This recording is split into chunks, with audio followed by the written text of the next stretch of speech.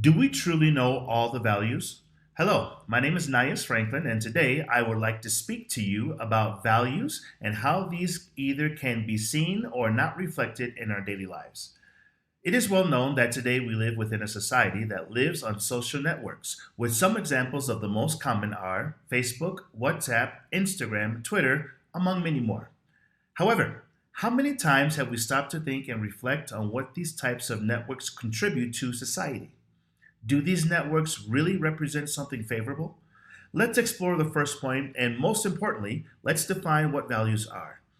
Values are principles, virtues, or qualities that characterize a person, an action, or an object that are typically considered positive or of great importance by a social group. Knowing this, let's set our attention on values for social networks and cyberspaces in which we interact with other people every day.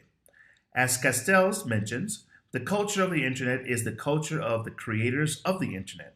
By culture, I understand a set of values and beliefs that make up the behavior of this environment. What we understand by this is that the people who create or are a part of social networks transmit their values and their culture within this environment. Let's take as an example the famous memes. Some are harmless time wasters to make us laugh. But most memes take a serious or delicate situation and turn it into mockery or a cruel joke about any type of context. This is where the genesis of a person's values as an individual begins. I am personally not a fan of using social networks since most of the content shared by the users are junk content. Following the example of values in social networks, we can also find that bullying is practiced within them. And not only am I talking about adolescent in the adolescent community. Likewise, adults are already using social networks as a medium to offend or exploit people. Now, taking into consideration the case of the video we had to watch of the girls who were looking for a partner using social networks, in the end, it turned out to be an actor.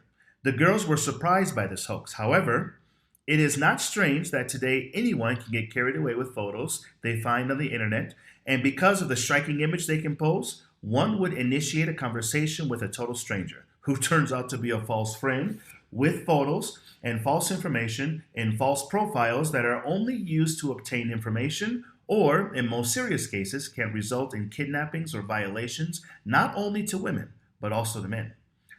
I have seen cases where people are even offered jobs through social networks and they turned out to be an attempted assault. All of this is to say that it is very important to be careful with those who one interacts with in the different cyberspaces that the internet can offer us. The 21st century is that of the internet. And for this reason, as a parent and as a teacher, I always try to show my students the values that we should have as individuals in a changing society that is full of means by which one can have bad experiences. I invite you to change our world today.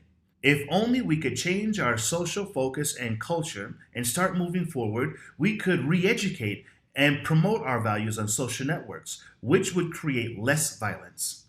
It is we, Homo sapiens, who know about values and are responsible to teach our offspring and our young society to think properly and have a criterion of values and ethic morals without being carried away by internet figures.